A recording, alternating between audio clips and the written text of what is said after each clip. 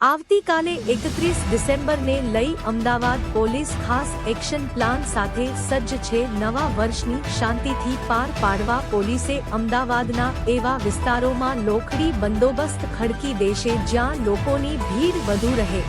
આ અંગે અમદાવાદ પોલીસ વિભાગના જોઈન્ટ પોલીસ કમિશનર નીરજ બળગુજરે પત્રકાર પરિષદ સંબોધી હતી અને મીડિયાને પોલીસ બંદોબસ્ત વિશે જાણકારી આપી હતી। જોઈન્ટ પોલીસ કમિશનર જણાવ્યું હતું કે CG road, highway, riverfront, Sindhu Bhavan road પર ખાસ બંદોબસ્ત રહેશે। સ્ટન્ટ કરનાર નબીરાઓ પર પણ પોલીસની વોચ રાખવામાં આવશે તેમજ નવ વર્ષની પાર્ટીઓ પર પણ પોલીસની ચાંપતી નજર હશે।